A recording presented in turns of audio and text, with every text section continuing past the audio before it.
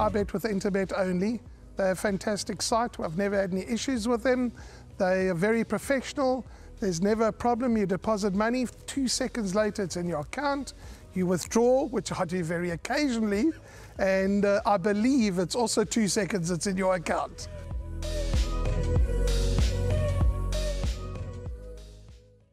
Welcome back as we step on the gas for race number 7, which is over 1,500 meters, and we've got some quality on offer here. But before we dissect the form lines, let's go to the package that we have lined up for you.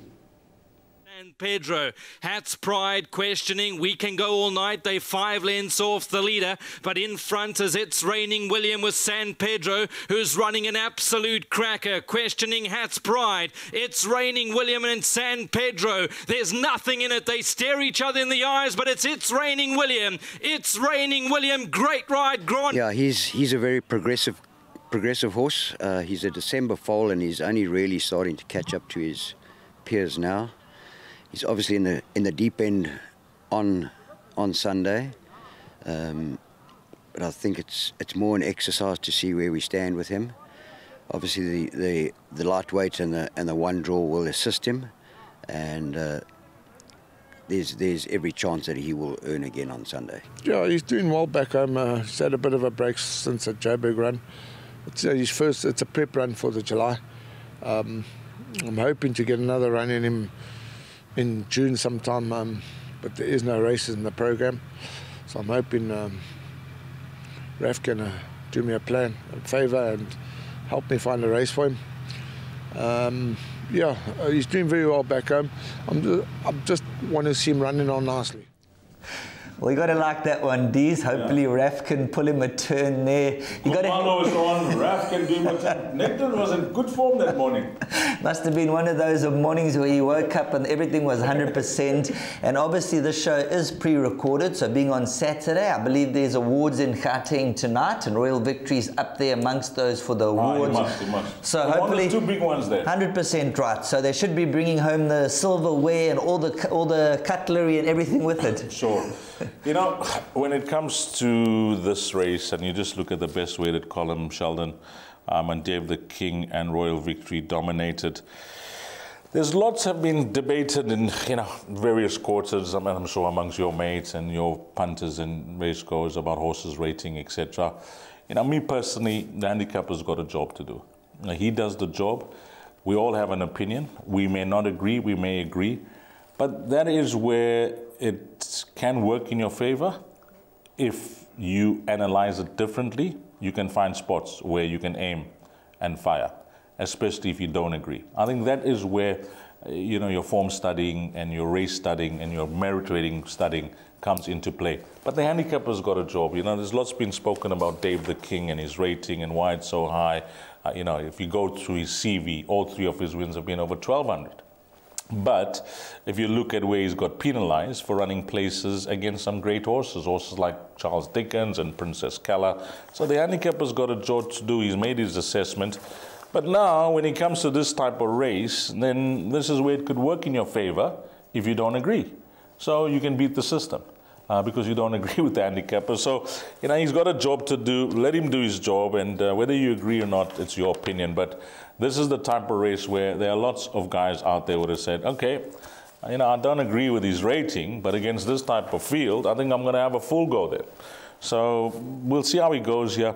I've played it safe because you heard it from Nathan. Whilst he's such a solid horse, Royal Victory, it's a prep run for obviously the main event, which is the Hollywoodbets Durbanville July. But he's such a game horse. It wouldn't surprise me if he wins. Dave the King has been frustrating to follow if you've gone for him at the wins, but he's been racing against the best of the best. And against this type of field, I think Mike de Kock has found the right race for him. This race looks like he is the horse to beat. And he's generously priced up at 3-1. But then I'm going to include number 1, the Shepherd. I like Peter Muscat's comments. He's under the radar. He's a horse that's improving. And then if I had to pick a horse that I think they're all going to have to beat, is this horse, It's Raining William.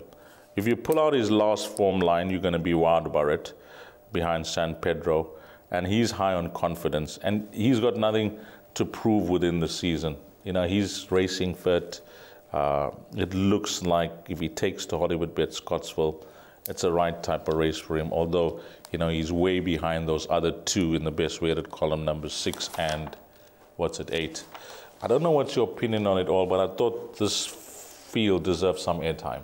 Yes, 100% right. As you mentioned, Royal Victory, he's a fairy tale story for the KwaZulu-Natal people and for the connections. And Nathan Kotson, he's won those 2 Group 1s in Gauteng, and he'll bring home the glory from the awards on Saturday night, we believe. And he's a horse that, he's done so well for the connections. And chatting about Dave the King, you're 100% spot on. This race could be tailor-made for him. There's been a lot of debate about the merit ratings of him, and as you mentioned, different distances and various opinions, but this is the race where Dave the King, he's a horse who likes to gallop, likes to be up there, and Craig Zaki, they'll have a game plan, and it might just be the right race for him at around 3-1, and I think he's going to shorten down in the betting. Royal Victory using it as a prep run, and it's Reigning William, an interesting runner, because I know the stable think very highly of him, and last season, if memory serves me correct, things didn't go according to plan. I think they had a plan set up for him, and things didn't map out, and he didn't get to see him out and to see him at his best. So things didn't work out for number 2. It's Reigning William, and he might be a lot better than a 108. I think so, and he's going for 3 in a row. I mentioned his confidence is high, his Cape form lines are solid, and he's not prepping for anything. Whilst the other horse like Royal Victory was a class package. The Shepherd is the horse that's under the radar here. Now that he's under sufferance and that type of thing, if you work it out on the weight he's carrying against a horse like Dave the King, but when he won last time out, he made me stand up and take notice that he's a horse that's really improving.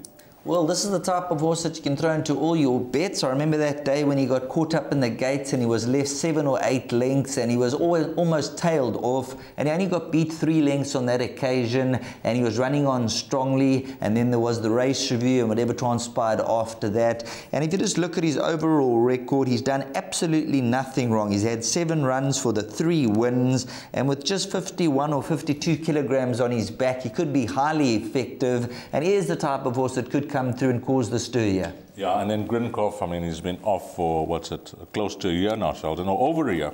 368 days since he last raced, so we'll see if there's any money for him, because they've engaged the services of Richard Fourie, and he could be another. So it all points to Dave the King here in race number 7, but if you're looking for cover, numbers 1, 2, and 6 are the obvious horses. My name's Danny Diliberto, founder of Ladles of Love. It was founded back in 2014. Communities we work with are all over the peninsula, and we're working with 138 beneficiaries now. We've grown exponentially. We've been able to do that because of all the kindness that we have experienced from individuals and corporates such as Interbet, who just want to be part of the change.